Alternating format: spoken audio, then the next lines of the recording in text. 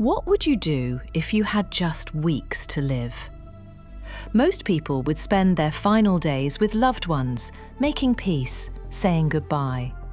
But one woman, she had a different plan. A plan that involved a wheelchair, a best friend, and the most devastating confrontation you can imagine. This is a story about betrayal, courage, and the most haunting revenge ever delivered. And I promise you, this isn't going to go the way you think. If you're listening right now, help me prove something wrong. My mother said I wouldn't even reach 10,000 subscribers. But I believe stories like this deserve to be heard. Help me show her that these tales matter. Please subscribe to Dicta Revenge Stories, and let's keep breathing life into stories that were never meant to stay silent. Let's get into it. Our story begins in a hospice facility. Not exactly where you'd expect a revenge tale to start, right? But this is where we meet Laura. Laura was a woman known by everyone who knew her as the epitome of grace. Classy, demure. The kind of person who never raised her voice, never used profanity, never caused drama. She was that friend everyone wishes they had. Loyal, kind, always there when you needed her. Her best friend? We'll call her Mum. These two women were like sisters. They'd been through everything together. Marriages, kids, heartbreaks, celebrations. The kind of friendship that spans decades and survives everything life throws at it. Or so Mum thought. Laura had been battling breast cancer, and unfortunately, she was losing that battle. By this point in our story, Laura was in hospice care. For those who don't know, hospice care is end-of-life care. It's where people go when treatment is no longer working, when the focus shifts from curing to comfort. Laura knew she was dying. Everyone knew. But here's the thing about knowing you're dying. It changes your perspective on absolutely everything. Suddenly, things that seemed important don't matter anymore. And things you might have kept buried, well, there's no reason to keep them buried when you're staring down your final days. One day, Laura made an unusual request. She asked Mum to take her to a movie. Now, think about this for a second. Laura was in hospice. She was hooked up to medical equipment. She was weak, frail, in pain. Going to a movie theatre isn't exactly on the recommended activity list for someone in her condition. Mum knew this. She argued. She pushed back. "Laura, you're not well enough for this. We can watch something here. You need to rest." But Laura was insistent, absolutely determined. And here's something you need to understand about people who are dying. Sometimes they get this fierce stubbornness about them. They know time is running out and they're not going to waste it. So Mum, being the good friend she was, eventually gave in. She packed up Laura's medical supplies, and trust me, there were a lot of them. Oxygen tanks, medications, everything Laura needed to survive outside the hospice facility. She carefully helped Laura into the car, making sure she was as comfortable as possible, and they started driving. But here's where things get interesting. As they're driving, Mum starts to notice something. They're not heading toward any movie theatre. The route is wrong. They're going through residential neighbourhoods. "Laura, where are we going? The theatre is the other way." Laura doesn't answer. She just keeps giving directions. "Turn here. Turn there. Keep going straight." Mum's confused now, maybe a little worried. What's going on? Is Laura confused? Is this the medication? Is she having some kind of episode? But no, Laura's eyes are clear. Her voice is steady. She knows exactly where they're going. And then They pull up to a house. Just a regular house in a regular neighborhood. Nothing particularly special about it. But Mum can see that Laura is tense now, focused. There's an intensity in her expression that Mum has never seen before. Laura doesn't explain. She just says, "Help me to the door." Now imagine your mum in this moment. Your best friend, your sister in everything but blood, is dying. She's asked you to drive her somewhere under false pretenses, and now she wants you to wheel her up to a stranger's house. What do? Mum did what any loyal friend would do. She helped Laura into her wheelchair, gathered the medical equipment, and wheeled her up the driveway to the front door. Laura knocked, and they waited. The door opened. A woman stood there. We don't know her name, so let's call her the other woman. The other woman's face. I wish I could have seen it, because I imagine it went through about 17 different emotions in the span of 2 seconds. Confusion. Who are these people? Recognition. Wait, I know who that is in the wheelchair. And then, absolute terror, because the other woman knew exactly why Laura was at her door. Laura didn't waste time. Remember, this woman was dying. Every moment was precious. Every breath was laboured. She wasn't here for small talk. She looked the other woman dead in the eyes and said, "I know you've been sleeping with my husband." 6 seconds of silence here, people, because that's how long you need to let the weight of that statement settle. This wasn't an accusation shouted in anger.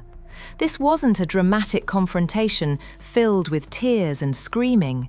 This was calm, direct, undeniable.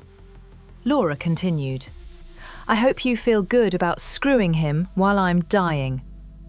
Can you even imagine? The woman in front of her, presumably healthy, able-bodied, with her whole life ahead of her, had been sleeping with Laura's husband, while Laura was fighting cancer, while Laura was dying. Think about the levels of betrayal here. We're not just talking about infidelity, though that's bad enough. We're talking about a man who was supposed to be caring for his dying wife, making her final days as comfortable as possible, being there for her in the darkest time of her life. And instead, he was having an affair. The courage it took for Laura to confront this woman, I can't even wrap my head around it. She was literally in a wheelchair, hooked up to oxygen, with weeks or maybe days left to live. Most people in that situation would be too weak, too tired, too focused on their own suffering, but not Laura.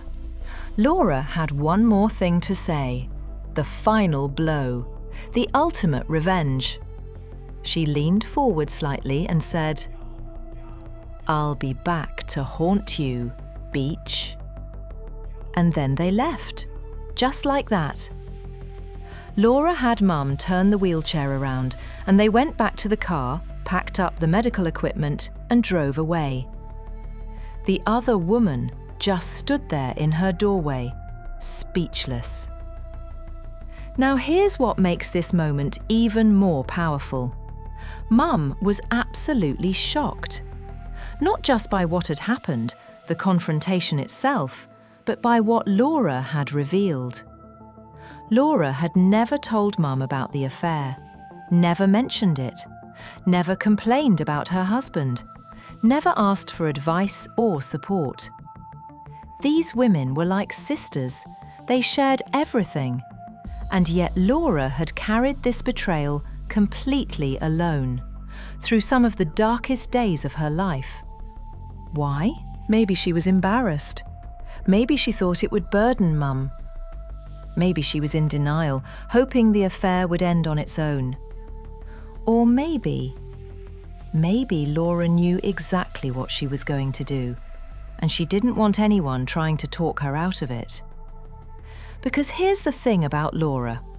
She was known for being demure, classy. She never cursed. She was the kind of woman who said, "Oh my," instead of anything stronger. The kind who apologized if she accidentally bumped into someone. And yet, in her final days, she called another woman a bitch to her face. That tells you everything you need to know about how deeply this betrayal cut. Now let's talk about what Laura did here, because this is absolutely brilliant. She could have confronted her husband. That would have been the obvious move, right? But what would that have accomplished? He was already betraying her. A confrontation might have led to lies, excuses, maybe even him leaving her while she was dying. And what could she really do about it anyway? She was powerless in so many ways.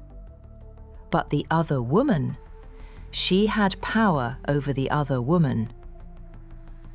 Think about the psychological impact of what Laura did. The other woman now has to live with the fact that a dying woman, a woman she helped betray, used her precious limited energy to confront her. That image of Laura in a wheelchair, hooked up to oxygen, is going to haunt her for the rest of her life. Every time the other woman thinks about that affair, she's going to see Laura's face. She's going to hear those words. And that promise, "I'll be back to haunt you." Whether you believe in ghosts or not, that's the kind of thing that stays with you.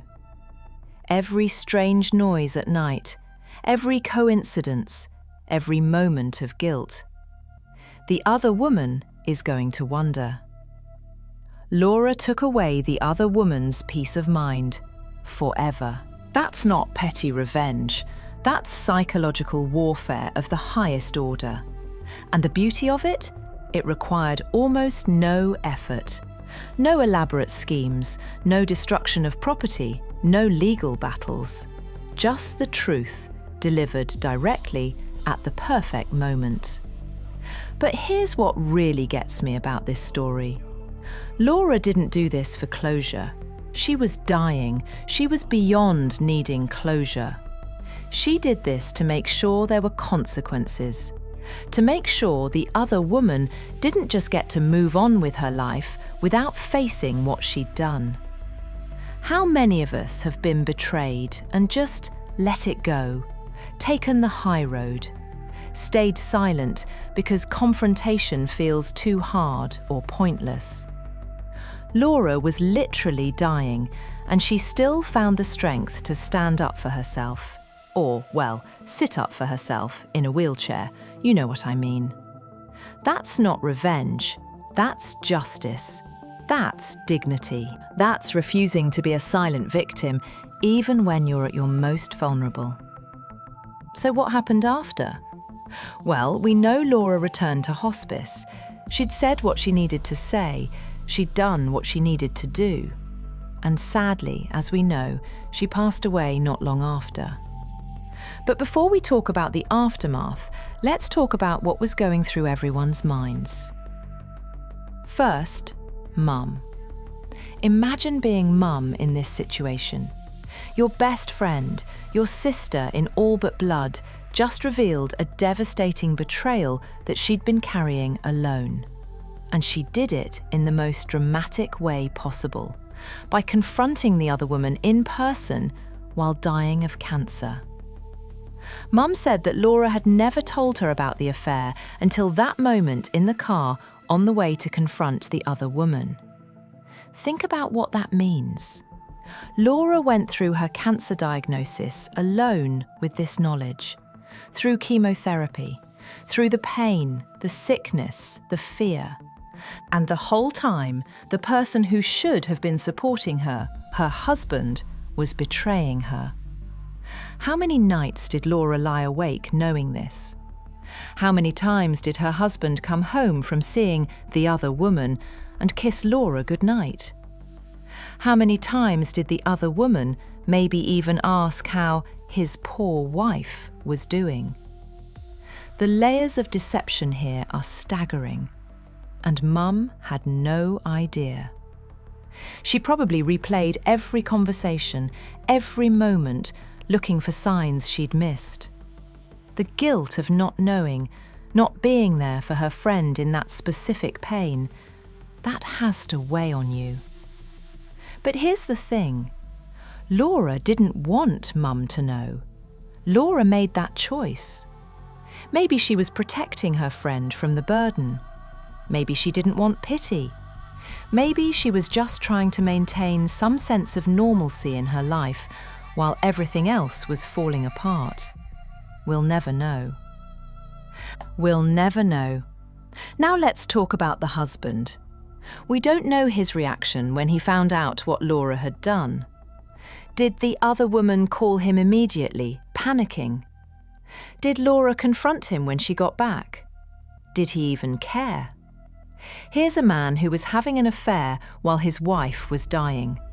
That tells you pretty much everything you need to know about his character. Some people crack under pressure, make terrible decisions they regret. But this wasn't a one-time mistake. This was an ongoing betrayal during the worst possible time. I truly hope, that the guilt eats at him, that he thinks about what he did and what Laura did in response, that he realizes a dying woman used her last reserves of strength not to make peace with him, but to make sure his affair had consequences. But honestly, people like that often don't feel guilt the way they should. They rationalize, they make excuses. She was dying anyway. I needed comfort. She didn't know, so it didn't hurt her. Except she did know, and it did hurt her. Enough that she spent her dying days planning a confrontation. And then there's the other woman. What do you think she did after Laura left? Did she cry? Did she call the husband? Did she end the affair? Or did it continue? Here's the dark reality. Some affairs continue even after they're exposed. Some people are so lacking in empathy, so wrapped up in their own desires, that even a dying woman confronting them doesn't change their behaviour. But even if the affair continued, even if the other woman shrugged it off and went back to business as usual, I guarantee you that moment is seared into her brain forever. Because there's a difference between knowing intellectually that you're doing something wrong and having the person you're hurting show up at your door, wheelchair-bound and dying, to tell you exactly what you are. Laura made it real. She made it impossible to ignore or rationalize. And that promise, "I'll be back to haunt you," whether Laura is actually haunting her or not, the other woman is definitely haunted by the memory. You know what this story makes me think about? The concept of having nothing left to lose. Most of us spend our lives worried about consequences. What will people think? What if it makes things worse? What if I regret it? But when you're dying, when you know your time is limited and finite and rapidly running out, those concerns evaporate. Laura was free in a way most of us never are. Free to speak the truth without fear. Free to act on her convictions without worrying about long-term fallout. Free to stand up for herself, or sit up in a wheelchair for herself, without caring about being polite or proper. And she used that freedom powerfully. There's something almost beautiful about that. In the midst of the tragedy of her illness, in the betrayal she experienced, Laura took back her power. She wasn't a victim anymore. She was someone who took action. Now, I want to address something because I know some of you are probably thinking it. Was this revenge, or was it just confrontation? And honestly, does it matter? Whether you call it revenge, justice, confrontation, or standing up for herself, the result is the same. Laura made sure her pain was acknowledged. She made sure there were consequences. She made sure she wasn't going to die as a silent victim. Some people might say, why spend your final days on something negative? Why not focus on positive memories, on love, on peace? But here's what I think. Making peace doesn't always mean staying silent. Sometimes making peace means saying your piece. Sometimes you can't find peace until you've addressed the injustice. Laura wasn't being petty. She wasn't being vindictive for the sake of it. She was setting the record straight. She was refusing to let her death be the end of the story, while her betrayers got to move on unscathed. That's not weakness. That's strength. And here's what I hope you take away from this story. Stand up for yourself. I know it's easier said than done. I know confrontation is uncomfortable. I know sometimes it feels like it's not worth it, like you should just move on and let it go. But your dignity matters. Your pain matters. And people who hurt you don't get to do so consequence-free just because confronting them is uncomfortable. You don't have to wait until you're dying to speak your truth. Now, obviously, I'm not saying you should go confront everyone who's ever wronged you. Use judgment. Be safe. Consider whether confrontation will actually help or just create more problems. But if you're carrying something heavy, if you're protecting someone who betrayed you from the consequences of their actions, if you're staying silent for everyone's comfort but your own, maybe it's time to say something. You don't need a wheelchair and oxygen tank to have permission to stand up for yourself. Laura's story is tragic. There's no getting around that. She died of cancer, betrayed by her husband, having to spend her final energy on confronting his mistress instead of being surrounded by love and support. But it's also inspiring, because in her darkest hour, she didn't just surrender. She didn't just accept being a victim. She took action. She spoke truth. She made sure her story didn't end with her being the silent, suffering wife. She went out on her own terms. And that "I'll be back to haunt you" line, chef's kiss, absolutely perfect, dramatic, memorable, and just ambiguous enough to work on multiple levels. Is she actually going to haunt the other woman? Probably not, if we're being realistic. But does the other woman think about that possibility every time something weird happens? Absolutely. That's the kind of psychological checkmate that money can't buy. Before we wrap up, I want to take a moment to acknowledge something. This story is ultimately about a woman who died of breast cancer. And while we've focused on the revenge aspect because that's what makes it compelling, let's not forget the tragedy at its heart. Laura was someone's daughter, someone's sister, someone's mother maybe. Definitely someone's best friend, as we know from Mum. She had a life full of experiences, dreams, relationships. She was a real person who suffered and fought and ultimately lost her battle with a horrible disease. The affair, the confrontation, those are just footnotes in the larger story of her life. But they're footnotes that tell us something important about who she was. Even at her weakest, she was strong. Even at her most vulnerable, she was brave. Even when she was dying, she stood up for herself. I think about the people in our lives who we describe as demure or classy or never causing drama. Often those people are carrying pain we don't see. They're fighting battles we don't know about. And sometimes, just sometimes, they surprise us with exactly how strong they really are. Laura surprised everyone. Her husband, who thought he could betray her without consequence. The other woman, who maybe thought Laura would never find out or wouldn't confront her if she did. even Mum, who thought she knew everything about her best friend. Laura had one last surprise in her, and what a surprise it was. So here's my question for you, and I really want you to think about this. If you knew you only had a short time left, what would you do differently? What would you say that you've been holding back? Who would you confront? What would you finally stand up for?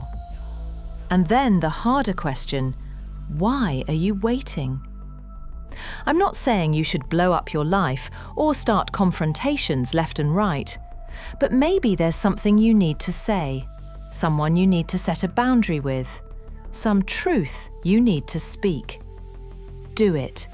Don't wait until you're in a wheelchair with weeks to live to find your courage. Find it now. If you made it this far, thank you for watching. Seriously, this story is heavy, it's sad, and it's complicated. But I think it's important. Make sure you hit that like button if this story impacted you. Subscribe if you want more stories like this. I've got plenty more wild, inspiring, heartbreaking, and jaw-dropping stories coming your way. Drop a comment and let me know. Do you think Laura did the right thing? Was this justified revenge, or should she have spent her final days differently? And have you ever had a moment where you finally stood up for yourself after staying silent? I read every comment and I love hearing your perspectives. Also, huge shout out to the original poster who shared this story. Your mum sounds like an amazing friend, and I hope sharing this story honoured Laura's memory. To anyone out there going through something difficult, whether it's illness, betrayal, or just the everyday struggles of life, you're stronger than you think. You deserve to stand up for yourself, and your voice matters. Rest in peace, Laura. You went out like an absolute legend. I'll see you all in the next video. Until then, take care of yourselves, stand up for what's right, and remember, you don't have to wait until the end to start living or speaking your truth. Peace.